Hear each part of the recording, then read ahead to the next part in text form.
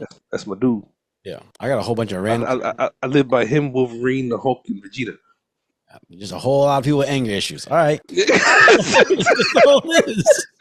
just gonna start this shit live. The only time I caught the Holy Ghost was when I was in church drinking. Like they're two dumb dudes. Welcome to the latest episode of Sarat and Chris's Movie Therapy Podcast.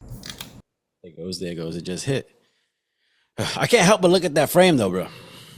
Oh, we've been talking for a couple minutes now, but I can't help but look at that frame. Because I'm sorry to say, that's a very hood thing. When you put up frames in the house, but you ain't got no pictures inside. That's the picture that wait. Why are you gonna point that one out? Because that's the new one in the background. I bet you. No, it ain't new. It's been there. You just never paid attention to it. Oh, let's get out of here. Maybe the way you was framed, it was out of the frame, but no. If y'all want to know, he's talking about. I got a whole picture frame up here with just the frame and a picture from the store. Yeah, there's nothing in there. I don't know those people. I don't know what the fuck is that. Yeah, you like it. It looks like. That's why I thought it was artsy. But then I was like, that's like, okay, he got another piece of art up there. Talking about it just says 8x10. Yeah, pretty much. Could you walking into someone's house and be like, oh, these are really nice pictures? Like, yeah, I don't know these people. They were just in the frame when I bought it. Yeah, for real. Yeah, why do people do that? Do they think just having frames and random pictures in their house is nice? I don't know. I wouldn't want pictures of random people. It's got to be arts. You got like the Hulk and Yoda. That's arts. Yeah, this way. Yeah. You know what I'm saying? And then Kenpachi Zaraki up here. You know what I'm saying? Yeah. That's my dude. Yeah. I got a whole bunch of random. I live by him, Wolverine, the Hulk, and Vegeta. Just a whole lot of people with anger issues. All right. That's all it is. That's all it is. I wonder what the connection.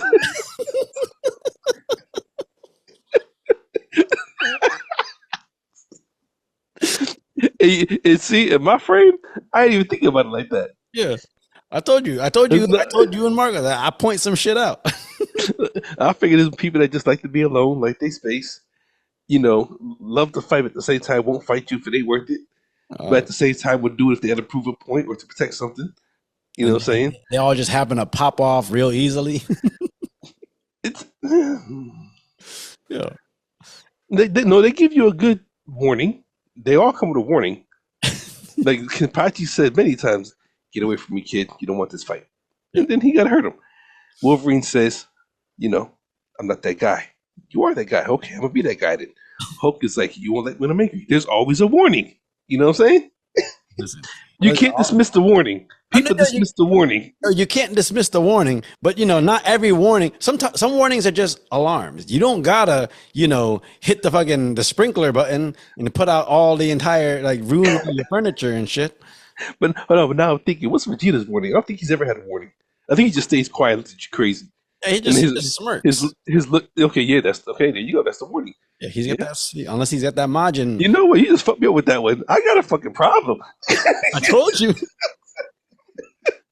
You ain't gotta look in the mirror. You gotta look all your pictures, all your heroes. And I justify, but they all give a warning. They all give a warning. It's up to you to see it. That's all. Whatever happens after is your own fucking fault. With that being said, welcome to the latest episode of Sarat and Chris's Movie Therapy Podcast. It's your boy Sarat, aka Makazi, and your boy Chris Brown, aka Red Fort Delta. How's everybody doing out there? Well, the movie we covered this week, which was your pick, deals a lot in warnings and giving signals before you really got to make a decision and make a move on life. Because it's this movie wasn't what I expected. Definitely. I heard from a lot of people that they really liked it. Mm-hmm. I might have to talk to you about it to see if I feel that way as well. Okay. But why don't you tell the people what movie you picked for this week? Ladies and gentlemen, boys and girls, children of all ages. I lost it again. I am the road dog, Jesse James, and this is the badass Billy Gunn. But that's why I thought you'd be hyped when in the picture the road dog was in the picture. Look, I seen it, but I mean, I can't talk. He got fat. You know what I'm saying? I mean, he's older. Yeah, that's what I'm saying. I seen the head tattoos, but I couldn't tell at that moment who it was. Yeah. So they tell them to record that shit and send it to me so I can have it on deck. You know what I'm saying? I'm like, hey dog, can you do me a favor? My friend just really likes just saying your catchphrase. Could you say it for me real quick? He wants to put it on his answer machine. I definitely would. I'd make it a doorbell. You know what I'm saying? But a movie I chose this week was Transformers One. I think streaming on Paramount. Yeah, Paramount Plus. I Yeah, have Paramount Plus through Amazon. So yeah. And once again, Chris Brown picks an animated movie. hey man, cartoons tell a real story sometimes. Now, listen, you got people with anger issues and cartoons. This is I don't know, man. I don't know what's in your sandbox, bro. It's like the Spider Verse. It's a mixture of everything. You know what I'm saying? Speaking of Spider Verse, I have some thoughts about that because of this movie. Really? Yes, you'll Okay. I'll talk. We'll talk about it in a bit. But yeah. Okay. Transformers One on Paramount Plus. Again, Transformers that's our childhood. Mm-hmm. No? Mm-hmm. I was talking to someone yesterday, and I was talking about, oh yeah, we got to cover Transformers One, and they was like, oh, the one with Megan Fox. I was like, nah, not no, not the first Transformers movie. Yeah. Transformers One. You know, Yeah. they don't think that far, but like, it's Transformers is something that's to me, it's very near and dear to my heart because of our childhood and stuff like that. But and like, after the last few Transformers movies, not like Bumblebee and shit like that, but what was it? It was Yeah. Bumblebee, and then the other one was What was the last? What the last two was? Age of Extinction. no. There was another one with the Hispanic dude. The one Oh, Beast Wars or yeah, Beast Beast Chief. Wars. Yeah. So there was transfer. Other than those two, like before that, it was Age of Extinction and The Last Night with Mark Wahlberg and shit. And they just felt like they was going downhill. Yeah. I feel like Revenge of the Fallen. They should have stopped there, in my opinion. Well, third one was Dark of the Moon. I like Dark of the Moon. Dark of the Moon was the second one. I thought. No, that was Revenge of the Fallen was the second one. Okay, so Dark of the Moon. Okay, so should have started Dark of the Moon, the third one. Yeah, The Dark of the Moon I thought was dope. Yeah, the one with when they brought Tyrese back Yeah. and it was had to like go up and down that skyscraper that was falling. Hell yeah. That shit was dope. Then it kind of went everywhere. Yeah. And then bringing in Mark Wahlberg and he for some reason he can sling a sword that can stop a Megatron, but I'm gonna leave that alone. And then he put on He put on some glasses, and then he was smart. Yeah, I don't know. All right, but did you like Transformers One? I did. Surprisingly, I did. What do you mean surprisingly? Because I didn't expect to like it. Why? Okay, so before I watched the movie, honestly I didn't know Michael Bay directed it. I didn't know Steven Spielberg was a part of it, which they were. I don't think Michael Bay directed it. I think he might have just been a producer on it. Okay, gotcha. Yeah. But he also did the original Transformers, or not the original, but when it came out into the big screen. Yeah. So I didn't know that.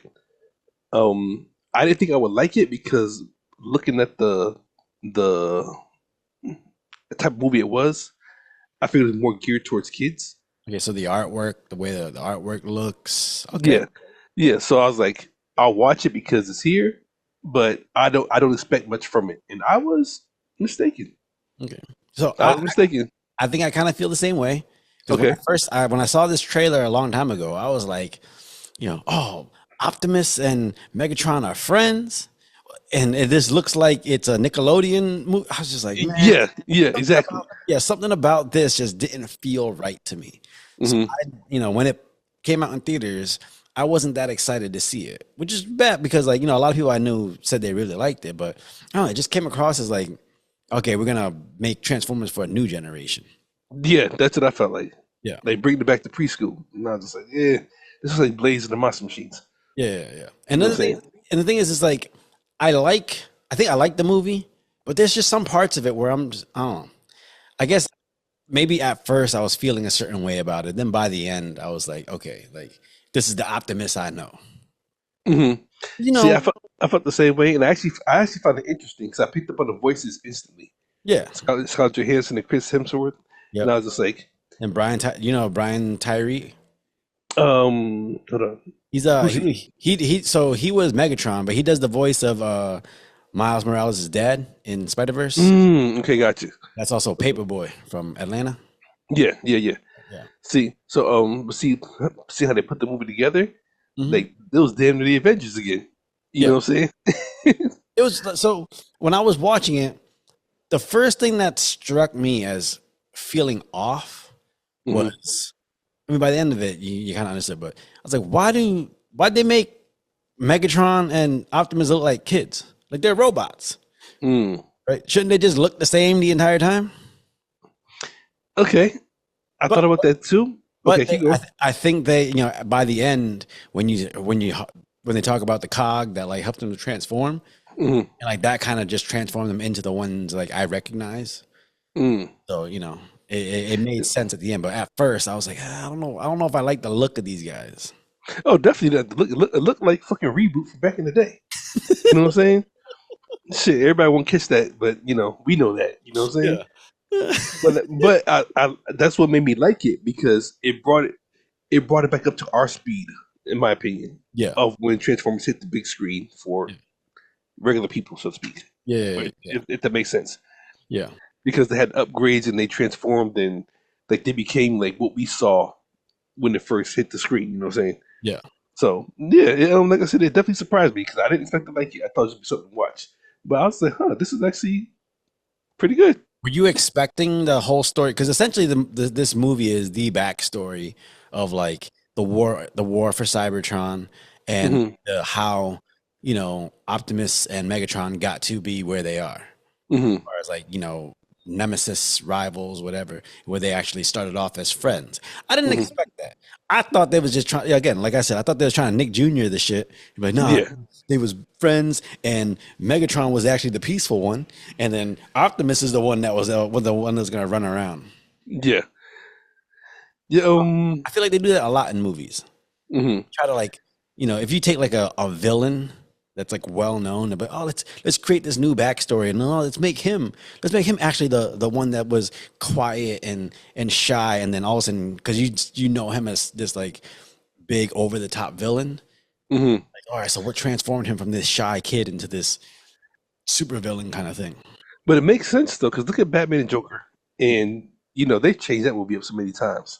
Mhm. But in my opinion, if you're gonna come with a new Batman and Joker, you got to bring it because there's been so many movies before then that brought it.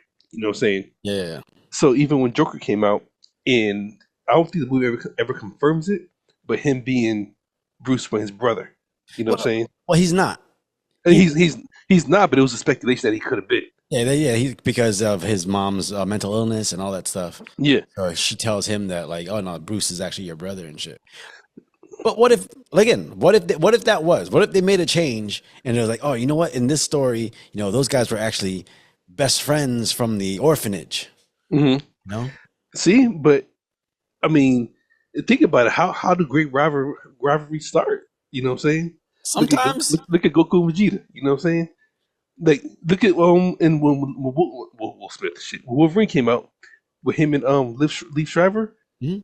they were started as brothers, and at the end, even though they fought each other, his brother saved them. And like nobody killed you but me.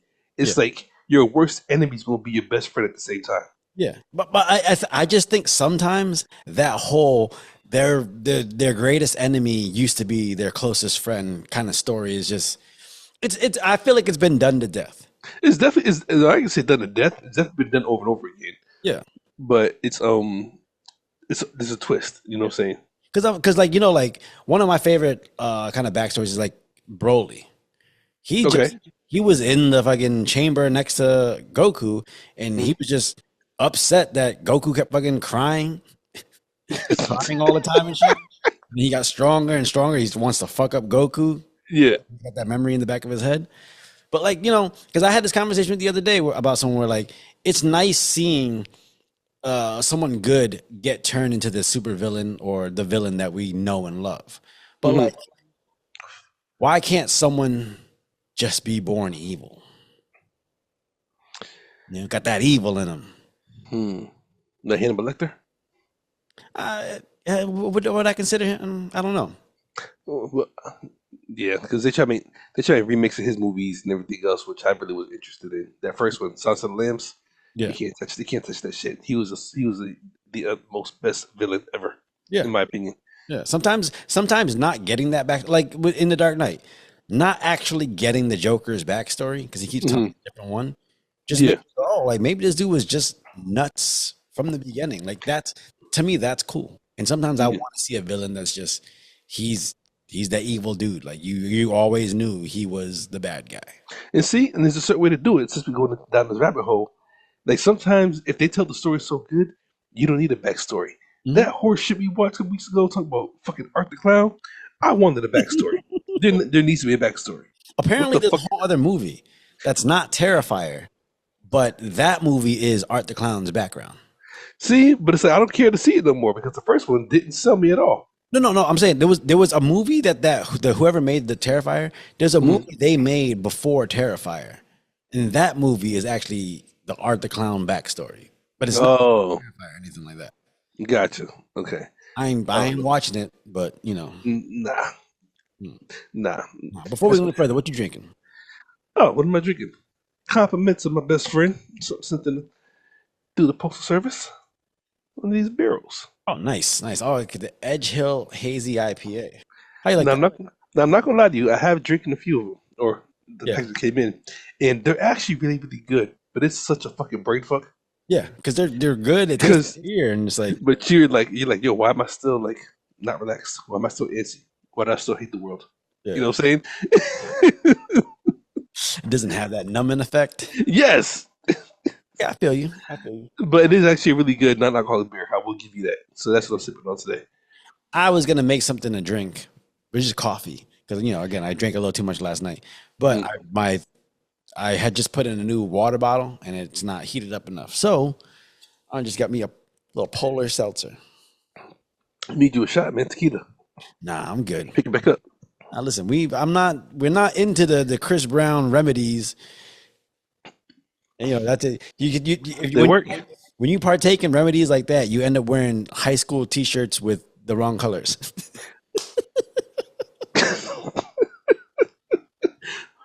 Since you went to point it out, 'cause I was going to say shit about it. I was going to represent Putnam High School, Springfield, Massachusetts. However, I chose Central Colors because the asshole that got it for me went to fucking Central. But I'm going to leave it alone. You know what I'm saying? You was like, oh, this is great. I can't believe you got this shirt, but why I got the wrong color? I was like, why is it in black and gold? Should it be blue and gold? That was, Putnam's colors. At least put a beaver up here somewhere. Shit. That's perfect. Oh, man. But, I'm representing today. Putnam High School, Springfield, Mass. Yeah. Well, it's changed to Putnam Academy now. But, that's where I come from. All right, well, cheers, and let's delve into exactly what kind of story they try to tell with this. Definitely. So, did you like the idea of Optimus or Orion? What was it? Ryan Pax. Orion Pax being in D16. That's what Megatron I did. was before. Yeah. They would call him D and Orion. Yeah. Just kind of, it was weird watching the movie and them just calling each other that. Yeah, because Orion Pax, it kind of, in my opinion, went with Optimus Prime. D16, I couldn't figure out the connection between that and Megatron. Well, I mean, he didn't really have the connection to that, but he idolized Megatron Prime, Mm-hmm. and like that was his favorite one of all time. Megatronius, whatever his name was, Yeah, Megatronius Prime. Yeah, so he was like that was his favorite, so he modeled his name after. Mm-hmm. But like again, the whole two rivals start off as friends kind of story. Mm-hmm. When I saw that, I was just kind of like, especially in the trailer, I was like, do we have to go this route with them? Like, could there be another way? Well, maybe, but it had been addressed so many times before. Like even and this is, I think, the problem is making movies after movies. I think fans are so in tune with the previous movies; they're looking for some type of connection in the new movie. Yeah. So you have to connect it in some way. And I remember, I don't know if it was Revenge of the Fallen or Dark of the Moon, but they were talking about how back then Cybertron gave you a choice to be a Prime or Autobot or whatever. You know what I'm saying? Decepticon, yeah. Yeah. So they always showed that there was two sides, and that in the beginning they were all one.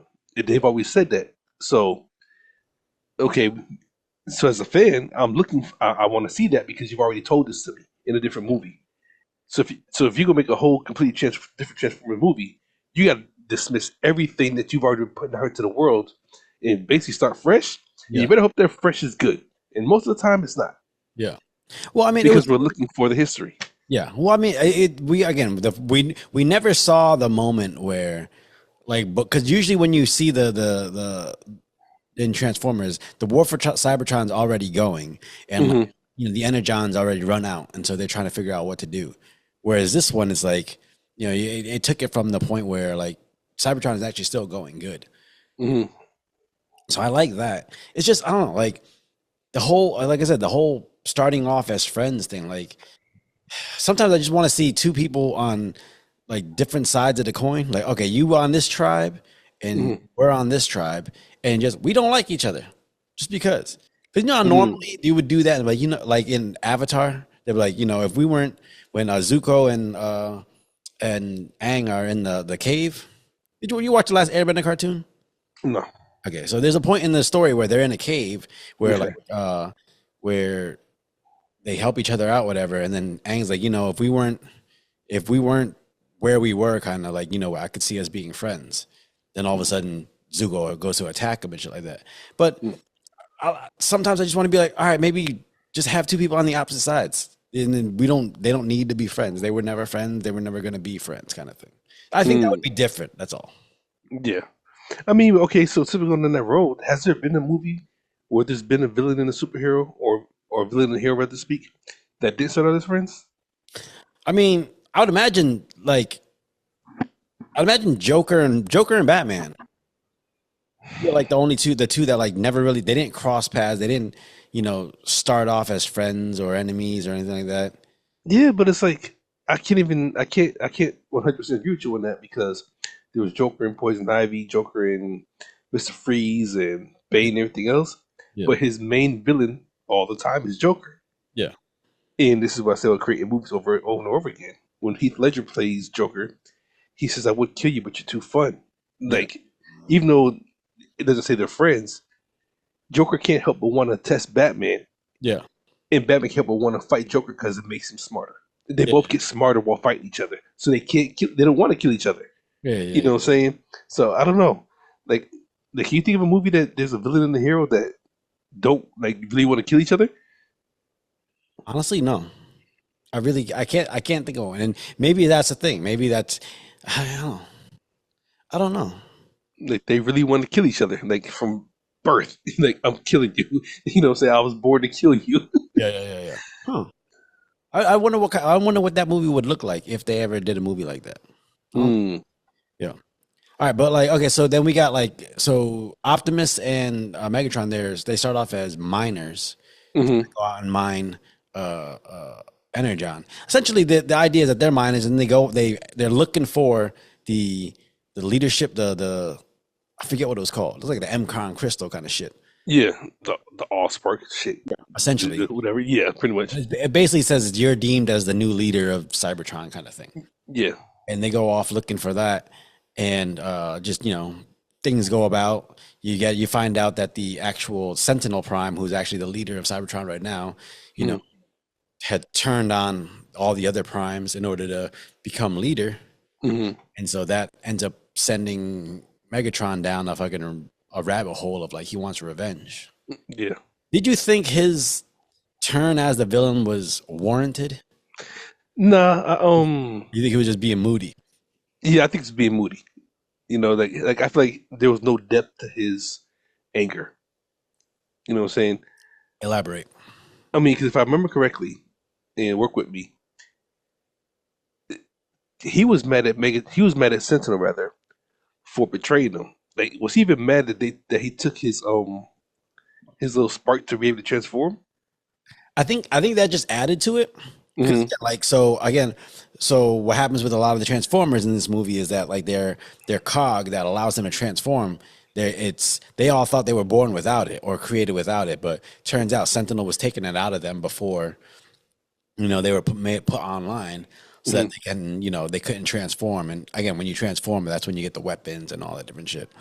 And they sent them all to go work in the mines to mine the energon. So I don't think he really. I don't think that. I think that just added to his frustration with Sentinel. I think the big thing with him was like he idolized him so much. And see, I thought that too, but I didn't see the buildup of his idolization. Well, I mean, like, he like they pointed it out, but it was never like you never saw him like fanboying over him so crazily that that when you get that turn that it would transform his mental like that. Yeah. Yeah. Oh yeah, it felt like his turn in this movie was because he was supposed to turn evil, not because it was warranted through the story. Mm. You know, you ever see that? You ever see movies where they're just like, oh, this guy he's the bad guy because we've always known him as the bad guy, so that's why he became bad. Versus the story actually like making like, oh, this is just the evil, like he becomes evil. I know I have. I just can't think of one right now. But do you think Megatron is in the context of this movie? Do you think he's evil, or do you think he just has a different point of view? I think he has a different point of view. And that's what I'm saying. If they would have built up his story enough to understand, like if they would have showed him idolizing Sentinel like that much, because he didn't. He idolized Megatronius. You know what I'm saying? Yeah. Even when they went to the race or whatever the case may be, that was Optimus's idea. Yeah. You know what I'm saying? Yeah. Like he was always backing up Optimus. Yeah. So it's like when he felt betrayed by Sentinel, it's just like, well, I mean, your standpoint can kind of justify for everybody, but why are you taking it so hard? And I don't understand why you're taking it so hard. And I think that's how I felt too. I was like, he's taking it so personally.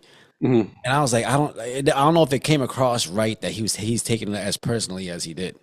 You know, maybe there was that point where he had the gun for the first time, where where he transformed, and then like, because he did that, he transforms into that little tank, shoots the guys that are chasing him, and then he takes the map, whatever, from Optimus. Yeah.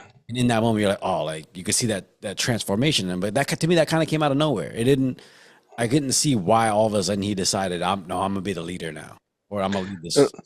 I mean, I guess try to make sense of it all. When they're watching the meeting go down with Sentinel and the other robots, whatever the fuck they are. Yeah, the Centurions or something like that. Yeah, Quintessence. I mean, just to know that your life could have been something different, but somebody took it from you. Yeah. I mean, if that's the real reason behind it, I get it. But like I said, it just wasn't emphasized enough. Yeah. You know what I'm saying? I read it as once he used that gun for the first time, which is he shot the guy chasing them, it was almost like a drunk with power kind of thing. But it didn't really come across as like a drunk with power because it didn't look like he was going off the rails. He was warranted. The motherfucker was chasing him. You could shoot him. Yeah. So I thought the story was good, but again, I thought it was just because it had to go in the direction it had to go in. Like, yeah. What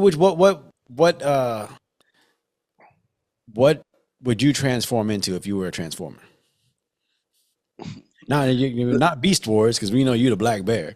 But yeah, probably be a bear. Okay, Autobot Decepticon.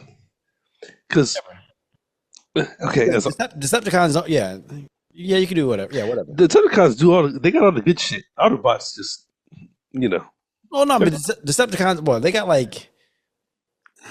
fucking aircrafts. Starscream, Shockwave, Soundwave, whatever. What do you say? How many people gonna have Wave in their name?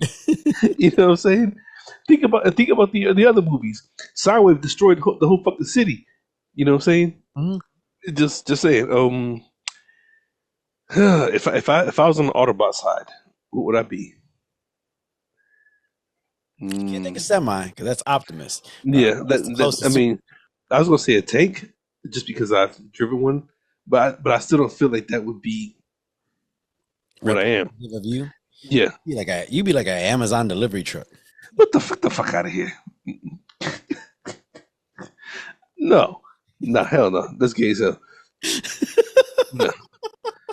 I don't think I'd be the biggest truck on the lot, so to speak. but I'm definitely not no fucking pair of rollerblades or a motorcycle. You want You a know? motorcycle?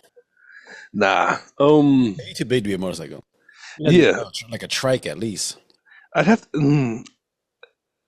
I can't think of what. Maybe a Hummer, but a real jacked up diesel ass Hummer, where I could take hits and give hits, Yeah, but not like a take where you just built to give hits. You know what I'm saying?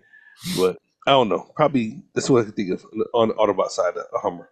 Yeah. Decepticon side, I'm a fucking Navy ship. Goddamn it! I'm bringing all the guns and missiles and submarines all connected to one. You know what I'm saying? Nah, you a tugboat, bro. Tugboat. That's it.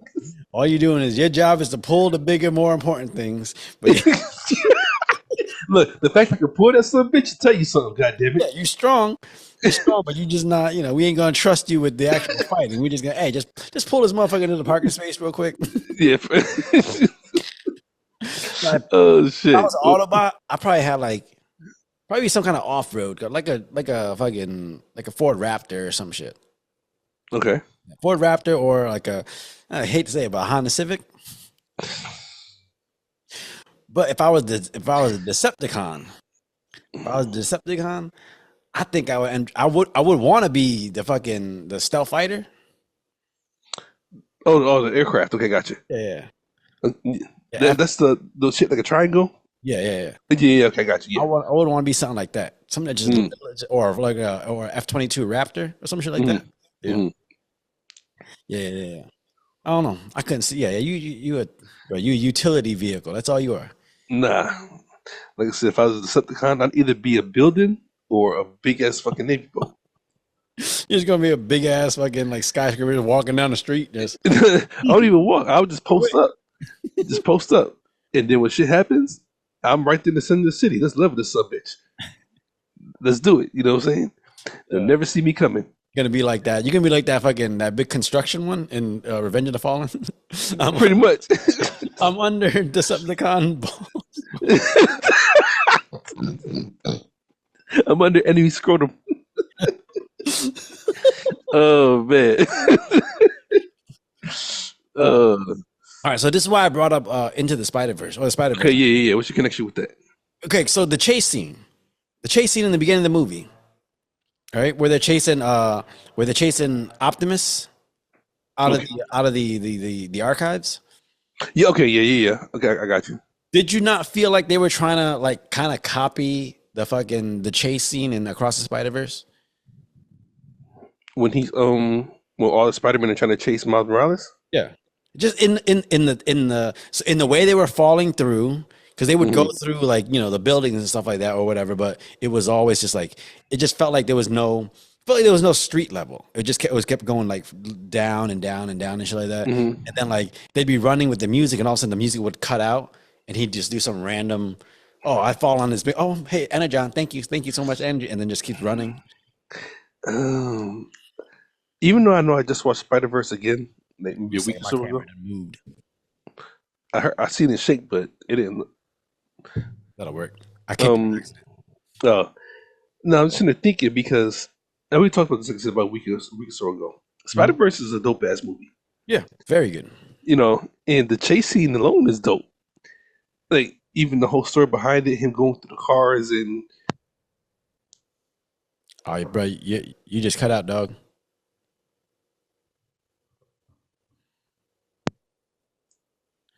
Can you talk? Okay, there you go. Yeah. Yeah. See, I don't know what you. He was like, I'm about to say some shit about Spider-Man. I don't want people to yell at me, so let me just pull this out real quick. Nah, fuck people.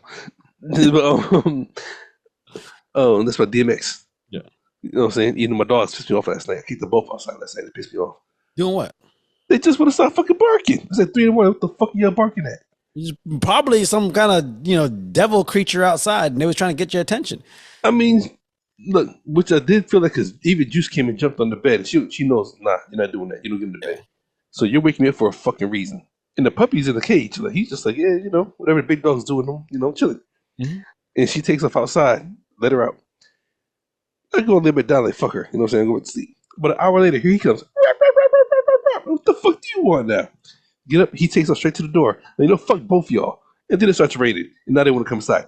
Fuck y'all. Y'all woke me up. You're gonna stay wet. I'll bring you in tomorrow when it's dry. Give you a bath, and you can get back on my couch. Bro. There's probably some like terrorists outside trying to get in the house. Dude, I saw this meme once, and this is kind of indicative of you and your dogs. All right. This dog was just sitting there like sad. And it was like, this is what you look like when your owner tells you to shut the fuck up when you're barking, but I'm trying to warn him that a tornado is coming. Look, I mean, I was ready for it if anything was to happen. But it's like, look, seriously, which I mean, I can admit they was both on some shit last night, and they ain't usually like that. Like something was in the air, but my sleep wasn't part of it. You know what I'm saying? Yeah. But I guess back to the question. Not a chase scene. I have to watch it again, but I don't. From my mind, my memory, I don't think it resembled the chase scene in Spider-Man. I think it felt like they were trying to follow the tone and the, for lack of a better term, the structure of that chase scene in Spider-Verse. And like that's just the feeling I got from it. And it not just that, but just the way they made the movie. Mm-hmm. Like they would have like just I don't know, just with the random jokes and stuff like that. It felt like they tried to make a Spider-Verse feeling movie in the Transformers universe. Just tone and like the way it came across. So I was just wondering if is that a symptom of because everybody loves Spider-Verse, so let's try to make something similar to it, and let's not do our own thing. I wouldn't say that. I mean, I'm not gonna say that they didn't copy off another movie, because even with the race, I feel like that was taken from Ready Player One. Yeah, Ready Player One or fucking Phantom Menace. Mm-hmm. Yeah, you know what I'm saying, but I don't know. Yeah, I don't know. This is one of the reasons why I liked The Boy and the Heron. It felt wholly original. No, we talked about this, and after we talked about it, I don't think The Boy and the Heron was a bad movie. Yep. I just don't think it should have been Spider-Man. Yeah, I'm agree because Spider-Verse, Across the Spider-Verse is so fucking good. Yeah, and we talked about this, the whole build-up of it, from how it started to how it ended. Like, I literally went from in my seat in the movie theater, eating some popcorn and drinking my little drink, to sitting up like this, like, yo, what's about to happen next? You know what I'm saying? The Boy and the Heron, I was just like, 2 + 2 = 4, divided by 5. Okay, let me figure this shit out. He was like, this bird got bumpy ass nose. Yeah. It's like, okay, like, what's going on here? Like, it was a whole bunch of fucking mathematics going on. You know what I'm saying? All right, let me ask you a question. This is I think this pertains to this movie.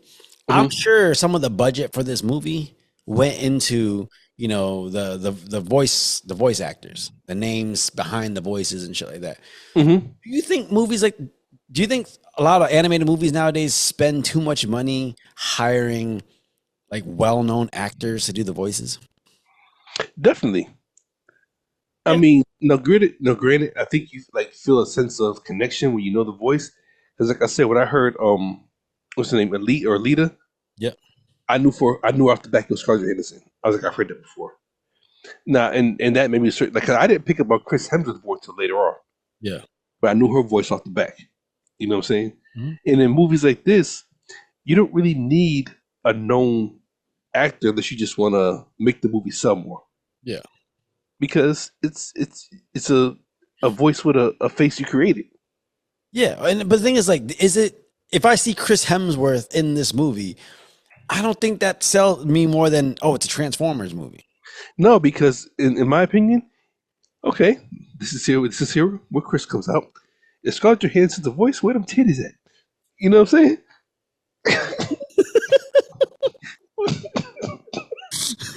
if Chris Hemsworth's the voice, where's the fucking hair and the muscles? You know what I'm saying? Like, the way you said that, you're so wrong. If that's Scarlett Johansson's voice, where them titties at? I'm just saying. You know what I mean? No, I get it. Because, like, I mean, if I'm paying for, a higher caliber actor, you know what's so fucked up? I know you know her husband. So if you ever watch this shit, Scarlett Johansson. Yes, I've met her husband before. that's what I'm saying. I know you know.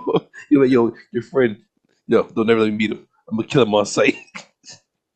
You're like, oh, see, you gonna see just because I'm on SNL. I'm from New York. No, but yeah, if I'm paying all this money for a high caliber actor, yeah, I Mhm. want their face on screen. But if they're not faces and on screen, Mhm. like I think you just should focus on getting voices that fit the character. Yeah, definitely. Don't nobody know. It wasn't until like season 15 that people really realized or recognized like, oh, Tom Kenny is the voice of SpongeBob. You just thought that's SpongeBob. Okay, and let's see what this for a minute. Let's go. Let's go back to James Earl Jones and Mufasa. Mhm. Now everybody knows James Earl Jones had that distinct voice, Yeah. but his voice showed the masculinity of how strong Mufasa was. Yeah. Same with Darth Vader. Everybody knows James Earl Jones really ain't no fucking beast of a man, Yeah. but his Exactly. voice was. Yeah. You know what I'm saying? Anybody looking for Mufasa, like, yo, where's his shades from Sandlot? You know what I'm saying? Yeah. No, I'm looking at Lita, like, yo, I don't see the red hair. I said, well, where's she at? Because I know who that is. Yeah, but sometimes I feel like if you have a cartoon where someone's voice is so distinctive that like you can't help but think of them, Mm-hmm. it kind of sometimes it pulls you off out of the movie. Like fucking Super Mario, I love the movie. I thought it was awesome, but Mm-hmm. Chris, who's the dude? Who's Star Lord? Fucking That's Chris. what I'm thinking. Not Chris Pine. God damn it. Too many Chris's right now, bro. Yeah, there really is. But fucking Star Lord. Mm-hmm. You hear that voice, it goes, it pulls you out for a second. That I'm not watching Mario. I'm But watching okay, even with Seth Rogen, his character in Sausage he was Party. Donkey Kong. He was Donkey Kong, right? Yeah. But at the same time, I felt like his voice fit that character. Yeah. He looks like a goofball in real life. Yeah. No disrespect, just saying. Like he'd be somebody I want to party with. He looks like he just is the party guy. You know what I'm saying? Yeah. Like think about Wilson being Donkey Kong. It's like But he could probably I told you I can't even do the voice because Denzel got a distinct voice. But nah, you can't see that. That's not his character. You know what I'm saying? yeah. So, yeah. Like, did you think the voices fit the characters in this movie? Yes and no. Go on. And then the reason why I say, okay, this is gonna sound really, really fucking cheap of me. Mhm. Like Chris Hemsworth still should have been like Optimus Prime, Mhm. but when he became Optimus Prime, his voice should have been more Thor. If you're gonna go that route, Yeah. like as far as Scarlett Johansson's character as a lead, or even Keegan-Michael Key as Bumblebee. Oh, he was Bumblebee? I didn't know he was Bumblebee. Yeah. Yeah. I know John Hamm was Sentinel Prime. Okay. See, I didn't know who John Hamm's character was. Yeah, that's Sentinel Prime. Okay. And see, even then, I don't feel like that was bad. You Yeah. know what I'm saying? But like even like Keegan Michael Key, I feel like shit. Chris Brown could have played Bumblebee, I think you're giving yourself too much credit. not me. No, I think for me it was Brian Tyree as Megatron. I was just like, I feel like there should have been a deeper, like, more darker voice. yes. Yeah. His voice sounded too kiddie, for lack of a better term, or not sound too, but sounded too human. And that's another issue I have with this movie is like they did a lot of stuff where if you're trying to create a whole other like planet, they got their own way of doing things. Why do you have to toss in some human shit? Why are they dapping each other up? Come on. For Machines relatable services. You know what I'm saying? machines don't dap each other up. Just come up with something different. Okay. So okay. You know, never mind. That's a bad example. They built a stadium and started racing.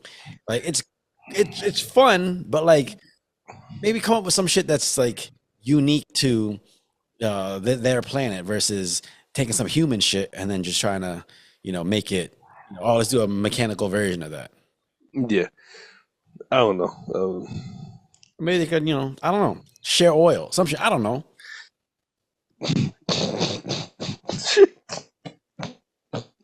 I don't know. Yeah. I think. Do you think this movie sets the tone for a sequel to like animated Transformers movies? It could, but like I said, you got to do it right because it's been so many. It's been out already. Like for it to be Transformers One and go back to the originality of it, Yeah, Gen One. they did a good job on that. To make a sequel, I don't really know. Yeah. You're gonna have to come with that because you've already made so many other Transformers movies. Yeah. I mean, yeah, I think if they were to make a sequel, it'd have to be you'd have to focus on okay, what happened, because they just turned the Energon back on. Mm-hmm. But now they have to, do something where the Energon's running out and the planet's dying. This would be Yeah. like maybe at the end of the movie is where they leave the planet to go to Earth or some shit. Something, you know. Yeah. Yeah, but yeah, I don't think it's enough for a sequel. If they do, like I said, it has to be good. Like Megatron leave and go to Earth to just take over Earth, and then Optimus has to come save Earth Yeah. because of his moral code. Yeah. You know what I'm saying? But Well, okay, so because some of the things, like I said, there's some human stuff that like we're familiar with that I think they built into the obviously they put into the movie for relatability, but like, why you got some fucking Cybertron deer running around? you know what? I thought about that too. Like you guys are all like robots and metal and shit like that. Why do they look like anything pertaining to Earth? Hmm. You know? Yeah. Yeah. Like I don't know. I was just when I saw that, I was just like, I was like, I don't know. I think it was like obviously like the whole idea of like, okay, you see a mechanical version of something you're familiar with. So as a kid, you'll probably look at that like, oh, that's cool. But if you're an adult, you think too much into it. That's why I like Avatar. And Avatar, like they created new animals and new like insects and stuff. Mhm. For that. So if the planet felt alien, that's why Mhm. I thought this planet should have felt that way because like, they never really explained why there was like plant life on the surface. Because they went to the surface to go find The fucking that the fucking heart or whatever you want to call it. Yeah. Fucking spark. Okay, yeah. I was trying to figure what the reason for the surface was in the first place. yeah. Yeah. I don't know. I mean, there's definitely some loopholes to the movie, but to create an original after having 1, 2, 3, 4, 5, 6, 7, 8, 9, like Fast and the Furious. Yeah. Like imagine Fast and Furious trying to go back to Fast One. Yeah. Yeah, we just How you gonna do this? we stealing DVDs again. You know what I'm saying? Did you ever thinking about that? These motherfuckers went from stealing DVDs and radios and trucks to, hey, we got to stop this bomb. We go into space. Yeah, for real. You know what I'm saying? It's such a wild. That's such a wild story and storyline that they've gone through. Yeah, but I'm saying like imagine trying to go back to Fast One. You can't do that. You got to have a really good ass story. Yeah. So for them to want to go to Transformers One, yeah, it wasn't a really good ass story, but it was a good story to keep the franchise. Yeah. Well, because I think to go to with the franchise. Well, I think in this sense, with this movie, it's like this is a part of the story that they never showed before. Because you always heard about the war for Cybertron. You always heard about everything that how Cybertron fell and they had to go to Earth, but you never really got any time spent there. So the idea that they went to a point where even before the actual war for Cybertron, and let's say, okay, how did that war get started? And now you kind of see it, but I would love to see a movie that takes place during the war, Cybertron. Mm-hmm.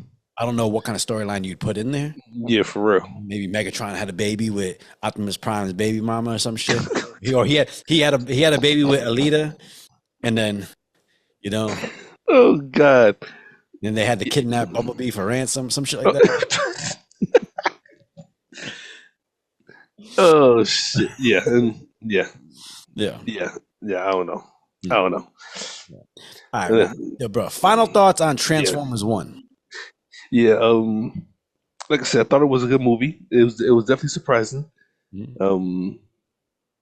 Great for the family. And yeah, I really don't got much negative to say about it that we already talked about. It was better than I thought it was gonna be. Yeah. And it definitely put the movie in a different light. So yeah, I recommend it. Watch it. You know what I'm saying? I feel the same way. I think it's a great introduction into the Transformers universe. So if you have Mhm. kids who aren't familiar with Transformers, definitely, yeah, maybe have them watch this, then have them watch Generation One, the original animated movie, the one where Megatron. First of all, you ever notice how like all these Transformers transform into like all these crazy vehicles and stuff like that, and Megatron used to transform into a handgun. That's what I thought because he was known for the gun, or was and Starscream was a dog in his chest, wasn't he? Or who? Or Now, something was. Starscream was a radio. Okay, gotcha. Yeah, I think Starscream was a radio, but no, it was Because I thought Starscream turned into the gun that Megatron would shoot no. in the cartoon. No. Megatron would turn into the gun that Starscream would shoot. Oh, What kind of leader are you that you got to turn into some shit that someone else got to pick up and shoot? Yeah. I mean, that is kind of dope though. Like on one big ass gun, you better have a good ass right hand man, though. No, but he didn't turn into a big ass gun. He turned into a pistol in his hand. This is the '80s here. Come on now. Come on, you the size of like a 3-story building. You turn into a fucking a 9mm. That shit better have a fucking punch like fucking no other. Yeah. Shit, man. I obviously they wanted to do something where obviously because it started off as toys. Mhm. They wanted a toy that could then transform into something that kids could play with. Mm. That's the idea. Is that okay? Transform into a handgun, then the kid could actually use the handgun. It's cool, but in the context of the cartoon, don't really make that much sense. Yeah. It's like turning into a TV remote just so you could actually but if you had a toy, it turns into a TV remote that you could actually control the TV with. It'd be cool. Yeah. Watching the show, you'd be like, this motherfucker just stays in the living room all day. Gets lost in the couch. Loses batteries no more. You know what I'm saying? I know that's his kryptonite. Just take the battery. Like, no, my power. looking like Zurg from fucking Toy Story. Oh man. But yeah, I told you get Energizer, not Duracell. What is this, Panasonic? Panasonic make batteries? I'd be upset if I was like that Transformer. You put Panasonic in, like you must not care about me, huh? Ocean State job lot ass batteries. You know I got enough for like one channel, right? You go flip it once, I'm gonna die. You know what I'm saying? These cheap ass batteries. And by the end of the movie, like you see him dying. He's about to lose, but he's got to come save everyone, right? So he's about to die, and then magically someone takes one of the batteries and flips it over. Oh, he got a little extra juice. Go. Oh shit. But no, I think That's terrible. Oh man. I think this movie is a great introduction into the Transformers universe. So yeah. It's kind of like the newer Ninja Turtle stuff. It's a lot kiddier, but if you got kids and you're worried about the death and all that shit, introduce them to that and then let them start delving into the deeper shit later. Like I said, I mean, I really don't got much bad to say about it. Like I said, besides Megatron and his shift in character, but the movie actually, it was good. It surprised me. Yeah. What'd you think about because they did their own little Lion King moment where fucking Megatron, he shoots, spoiler, Megatron, he goes to shoot Sentinel Prime and Optimus jumps in the way and he gets his arm blasted off and then he goes to fall off the thing and he catches him. He goes, I'm not saving you. I'm tired of saving you, or I'm not saving you anymore. Yeah. But correct me if I'm wrong. Didn't he only save him once? Which was at the beginning of the movie? I mean, yes, but they do go into a history of him always saving Optimus Prime from him doing stupid shit. Okay. I mean, I can kind of relate, just saying.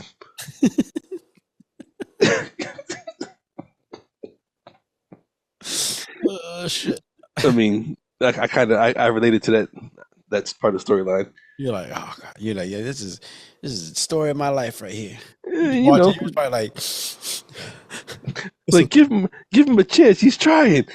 He's trying. And then all he could.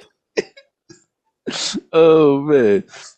All right, well, that's Yeah. the latest episode of Sarat and Chris's Movie Therapy Podcast. Once again, it is your boy Sarat, aka Makazi. And the boy Chris Brown, aka Red 4 Delta. Y'all be good out there. And I forgot to say it at the beginning of the episode, but like, subscribe, and then go follow us on all socials, TikTok, Instagram, wherever you get your podcasts. Just help us get our numbers up. Indeed. right. Indeed. I'm trying to eat. Yeah. Well, Chris don't got social media, so he has no idea what I'm talking about. But I mean, I know what you're talking about. I just think on social media. the only social media Chris got is TikTok because he be addicted to them little videos. He be sending me some random ones. Nah. Well, those are YouTube shorts. It's just Theo Von. I ain't gonna say that on camera. Yeah, we're just out here black body in it. This is straight up pedophile. All right. I'm a warrior.